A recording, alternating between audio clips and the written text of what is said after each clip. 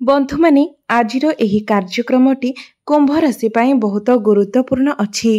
आज आमे जानिबा कुंभ राशि पाई अगस्त 2024 टी किपरि रहिबो। कुंभ राशिर मासिक राशिफल उपरे आलोचना करिबा।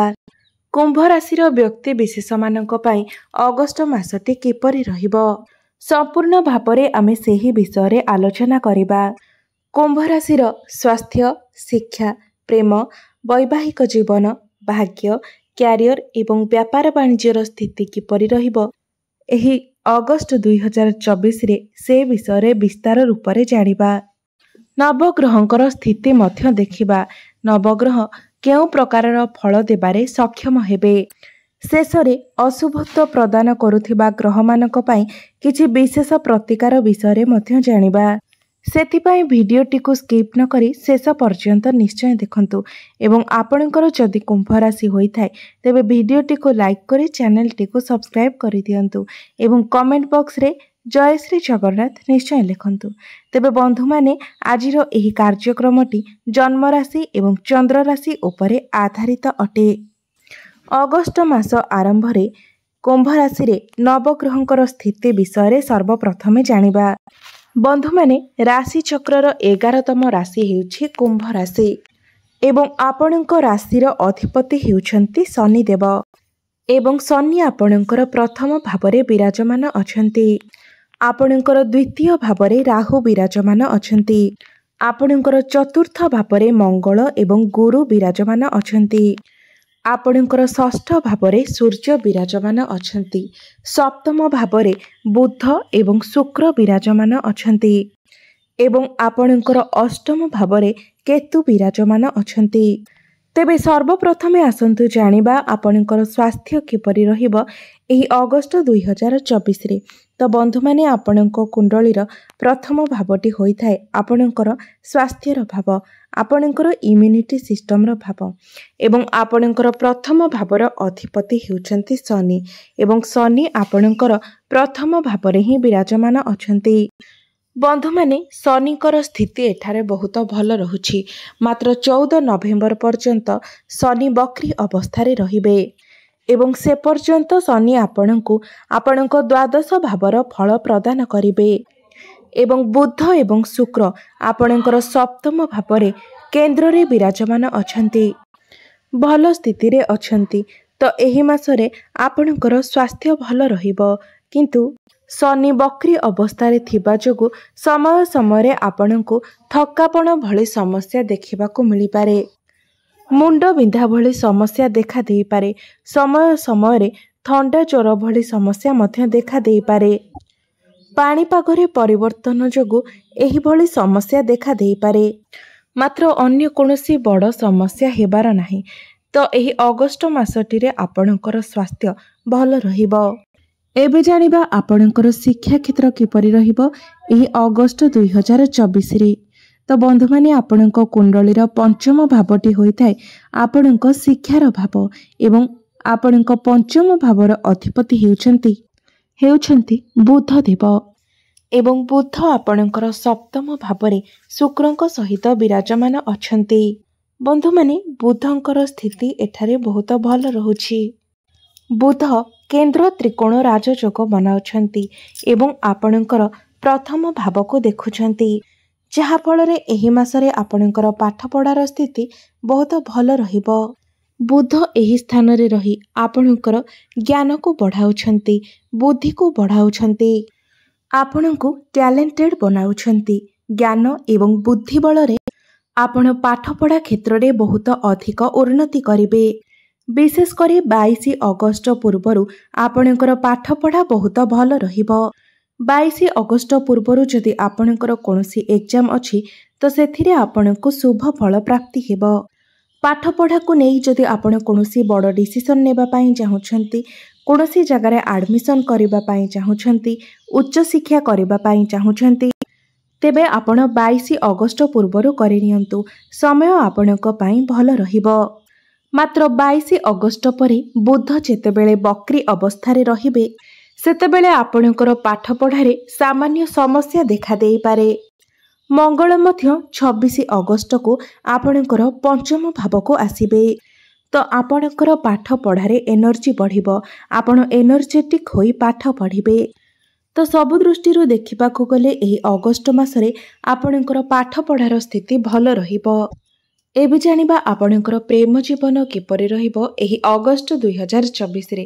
ତ ବନ୍ଧୁମାନେ, ପଞ୍ଚମ ଭାବଟି ଆପଣଙ୍କର ଶିକ୍ଷାର ଭାବ ହେବା ସହିତ ପଞ୍ଚମ ଭାବଟି ମଧ୍ୟ ହୋଇଥାଏ ଆପଣଙ୍କର ପ୍ରେମର ଭାବ, ଆପଣଙ୍କର ସନ୍ତାନର ଭାବ। ଏବଂ ଆପଣଙ୍କର ପଞ୍ଚମ ଭାବର ଅଧିପତି ହେଉଛନ୍ତି ବୁଧ, ଆପଣଙ୍କର ସପ୍ତମ ଭାବରେ ବିରାଜମାନ ଅଛନ୍ତି ଏବଂ ଶୁକ୍ରଙ୍କ ସହିତ ବିରାଜମାନ ଅଛନ୍ତି। ବନ୍ଧୁମାନେ, ଏଠାରେ ବୁଧଙ୍କର ସ୍ଥିତି ବହୁତ ଭଲ ରହୁଛି। ବୁଧ ସପ୍ତମ ଭାବରେ ଶୁକ୍ରଙ୍କ ସହିତ ଅଛନ୍ତି ଏବଂ ଶୁକ୍ର ହେଉଛନ୍ତି ପ୍ରେମର କାରକ ଗ୍ରହ, ଯାହାଫଳରେ ଏହି ମାସରେ ଆପଣଙ୍କର ପ୍ରେମ ଜୀବନ ଭଲ ରହିବ। ଆପଣଙ୍କ ମଧ୍ୟରେ ଭଲ ପାଇବା ବୃଦ୍ଧି ହେବ, ସମ୍ପର୍କ ସୁମଧୁର ହେବ, ଭ୍ରମଣର ଯୋଗ ମଧ୍ୟ ବନୁଅଛି। ପୂର୍ବରୁ ଯଦି ଆପଣଙ୍କ ମଧ୍ୟରେ କୌଣସି ସମସ୍ୟା ଥିଲା, କଳି ଝଗଡ଼ା କିମ୍ବା ମନାନ୍ତର ମତାନ୍ତର ଥିଲା, ତେବେ ସେ ସବୁର ସମାଧାନ ହୋଇଯିବ। ମାତ୍ର 22 ଅଗଷ୍ଟ ପର୍ଯ୍ୟନ୍ତ ଆପଣଙ୍କର ପ୍ରେମ ଜୀବନ ଭଲ ରହିବ। 22 ଅଗଷ୍ଟ ପରେ ବୁଧ ଯେତେବେଳେ ବକ୍ରୀ ହୋଇଯିବେ ଏବଂ ଶନିଙ୍କ ସହିତ ଷଡ଼ାଷ୍ଟକ ଯୋଗ ସୃଷ୍ଟି କରିବେ, ଯାହାଫଳରେ ଆପଣଙ୍କର ପ୍ରେମ ଜୀବନରେ ସାମାନ୍ୟ ସମସ୍ୟା ଆସିପାରେ, ମନ ମନାନ୍ତର ଦେଖା ଦେଇପାରେ, ଆପଣଙ୍କ ମଧ୍ୟରେ ଲଢ଼େଇ ଝଗଡ଼ା ହୋଇପାରେ। ଏସବୁ ପ୍ରତି ଆପଣ ଟିକେ ଧ୍ୟାନ ଦେବେ। ତ ଦେଖିବାକୁ ଗଲେ 22 ଅଗଷ୍ଟ ପୂର୍ବରୁ ଆପଣଙ୍କର ପ୍ରେମ ଜୀବନ ବହୁତ ଭଲ ରହିବ। ଏବେ ଜାଣିବା ଆପଣଙ୍କର ବୈବାହିକ ଜୀବନ କିପରି ରହିବ ଏହି ଅଗଷ୍ଟ 2024ରେ। ତ ବନ୍ଧୁମାନେ, କୁଣ୍ଡଳୀର ସପ୍ତମ ଭାବଟି ହୋଇଥାଏ ବୈବାହିକ ଜୀବନର ଭାବ, ଆପଣଙ୍କର ଜୀବନ ସାଥୀର ଭାବ। ଏବଂ ଆପଣଙ୍କର ସପ୍ତମ ଭାବର ଅଧିପତି ହେଉଛନ୍ତି ସୂର୍ଯ୍ୟ, ଯିଏକି ଆପଣଙ୍କର ଷଷ୍ଠ ଭାବରେ ବିରାଜମାନ ଅଛନ୍ତି ଏବଂ ଆପଣଙ୍କର ସପ୍ତମ ଭାବରେ ବୁଧ ଏବଂ ଶୁକ୍ର ବିରାଜମାନ ଅଛନ୍ତି। ବନ୍ଧୁମାନେ, 16 ଅଗଷ୍ଟ ପର୍ଯ୍ୟନ୍ତ ସୂର୍ଯ୍ୟ ଆପଣଙ୍କର ଷଷ୍ଠ ଭାବରେ ରହିବେ। ତ 16 ଅଗଷ୍ଟ ପର୍ଯ୍ୟନ୍ତ ଆପଣଙ୍କର ବୈବାହିକ ଜୀବନ ଭଲ ରହୁନାହିଁ। ଆପଣଙ୍କ ମଧ୍ୟରେ ମନ ମନାନ୍ତର ଦେଖାଦେଇପାରେ, ମତ ପାର୍ଥକ୍ୟ ଦେଖାଦେଇପାରେ, ଲଢ଼େଇ ଝଗଡ଼ା ମଧ୍ୟ ହୋଇପାରେ। ମାତ୍ର 16 ଅଗଷ୍ଟ ପରେ ସୂର୍ଯ୍ୟ ଯେତେବେଳେ ଆପଣଙ୍କର ସପ୍ତମ ଭାବକୁ ଆସିବେ, ସେତେବେଳେ ଆପଣଙ୍କର ବୈବାହିକ ଜୀବନ ସୁଖମୟ ରହିବ। ଆପଣ ଦୁଇ ଜଣଙ୍କ ମଧ୍ୟରେ ମଧୁର ସମ୍ପର୍କ ସ୍ଥାପନ ହେବ, ଭ୍ରମଣ କରିବାର ମଧ୍ୟ ଯୋଗ ବନୁଅଛି। ଆପଣଙ୍କର ଲାଇଫ ପାର୍ଟନରଙ୍କର କ୍ୟାରିୟରରେ ଗ୍ରୋଥ ଆସିବ। ଆପଣ ଦୁଇ ଜଣ ମିଶି କୌଣସି ଏକ ବଡ଼ ନିଷ୍ପତ୍ତି ନେଇପାରନ୍ତି, କୌଣସି ପ୍ଲାନିଂ କରିପାରନ୍ତି। ସରକାର ତରଫରୁ ଆପଣଙ୍କୁ କୌଣସି ବଡ଼ ଲାଭ ପ୍ରାପ୍ତ ହୋଇପାରେ, ସମାଜରେ ଆପଣଙ୍କୁ ମାନ ସମ୍ମାନ ପ୍ରାପ୍ତି ହେବ। ତ 16 ଅଗଷ୍ଟ ପରଠାରୁ ଆପଣଙ୍କର ବୈବାହିକ ଜୀବନ ବହୁତ ଭଲ ରହିବ। ଏବେ ଆସନ୍ତୁ ଜାଣିବା ସବୁଠାରୁ ଗୁରୁତ୍ୱପୂର୍ଣ୍ଣ ବିଷୟବସ୍ତୁ, ଆପଣଙ୍କର ଭାଗ୍ୟ, କ୍ୟାରିୟର ଏବଂ ବ୍ୟାପାର ବାଣିଜ୍ୟର ସ୍ଥିତି କିପରି ରହିବ ଏହି ଅଗଷ୍ଟ 2024ରେ। ତ ବନ୍ଧୁମାନେ, କୁଣ୍ଡଳୀର ନବମ ଭାବଟି ହୋଇଥାଏ ଆପଣଙ୍କର ଭାଗ୍ୟର ଭାବ। ଆପଣଙ୍କର ନବମ ଭାବର ଅଧିପତି ହେଉଛନ୍ତି ଶୁକ୍ର ଏବଂ ଶୁକ୍ର ଆପଣଙ୍କର ସପ୍ତମ ଭାବରେ ବିରାଜମାନ ଅଛନ୍ତି ଏବଂ ବୁଧଙ୍କ ସହିତ ବିରାଜମାନ ଅଛନ୍ତି। ବନ୍ଧୁମାନେ, 25 ଅଗଷ୍ଟ ପର୍ଯ୍ୟନ୍ତ ଆପଣମାନଙ୍କର ଭାଗ୍ୟ ବହୁତ ଭଲ ଅଛି। ସୂର୍ଯ୍ୟ ଏଠାରେ ତ୍ରିକୋଣର ମାଲିକ ହୋଇ କେନ୍ଦ୍ରରେ ବିରାଜମାନ ଅଛନ୍ତି। କେନ୍ଦ୍ର ତ୍ରିକୋଣ ରାଜଯୋଗର ନିର୍ମାଣ କରୁଛନ୍ତି ଏବଂ ଆପଣଙ୍କର ଲଗ୍ନକୁ ଦେଖୁଛନ୍ତି। ଆପଣ ଏହି ମାସରେ ଭାଗ୍ୟଶାଳୀ ହେବେ। ଭାଗ୍ୟ ଏହି ମାସରେ ଆପଣଙ୍କର ପ୍ରବଳ ଅଛି। ଆପଣ ନିଜର ଭାଗ୍ୟ ବଳରେ ସମସ୍ତ କାର୍ଯ୍ୟକୁ କରିପାରିବେ ଏବଂ ସମସ୍ତ କାର୍ଯ୍ୟରେ ସଫଳତା ମଧ୍ୟ ପ୍ରାପ୍ତି କରିବେ। କମ୍ ପରିଶ୍ରମରେ ଆପଣ ବହୁତ ଅଧିକ ସଫଳତା ପ୍ରାପ୍ତ କରିବେ ଏବଂ ବୁଧ ମଧ୍ୟ ଶୁକ୍ରଙ୍କ ସହିତ ବିରାଜମାନ ଅଛନ୍ତି। ଆପଣଙ୍କର ସପ୍ତମ ଭାବରେ ଲକ୍ଷ୍ମୀ ନାରାୟଣ ରାଜଯୋଗର ନିର୍ମାଣ କରୁଛନ୍ତି। ତ ଏହି ମାସରେ ଯଦି ଆପଣ କୌଣସି ବଡ଼ ଇନଭେଷ୍ଟମେଣ୍ଟ କରିବା ପାଇଁ ଚାହୁଁଛନ୍ତି କିମ୍ବା କୌଣସି ବଡ଼ ଜିନିଷ କିଣା ବିକା କରିବା ପାଇଁ ଚାହୁଁଛନ୍ତି କିମ୍ବା କୌଣସି ବଡ଼ କାର୍ଯ୍ୟର ଆରମ୍ଭ କରିବା ପାଇଁ ଚାହୁଁଛନ୍ତି, ତେବେ 25 ଅଗଷ୍ଟ ପୂର୍ବରୁ କରିନିଅନ୍ତୁ। ଭାଗ୍ୟ ଆପଣଙ୍କର ସାଥ ଦେବ। ସମୟ ଆପଣଙ୍କ ପାଇଁ ବହୁତ ଭଲ ରହୁଛି। भाग्य बल आपणको समय समय आकस्मिक धन लाभ हेब। एही मासरे आपण कौनसी स्थान को आपण कौनसी धार्मिक स्थान को यात्रा करि पारंती। भ्रमणर जोग मध्य रहुछि। तो सब दृष्टि देखिबाकू गले एही मासटी आपणको पई भाग्यशाली रहुछि। क्यारियर कथा हेबा जदि आपणकर दशम भावटी होइथाय क्यारियर भाव। आपणकर दशम भावर अधिपति हेउछन्ति मंगल एवं मंगल आपणकर चतुर्थ भावरे विराजमान अछन्ति। बंधु माने मंगल आपणकर चतुर्थ भावरे बसी आपणकर दशम भाव अर्थात क्यारियर भाव को देखुछन्ति। तो एही मासरे आपणकर क्यारियर बहुत भल रहिबो। आपण समस्त कार्य को बहुत सुरुखुरुरे करि पारिबे। काम कार्य करबाको आपणकर मन लागिबो।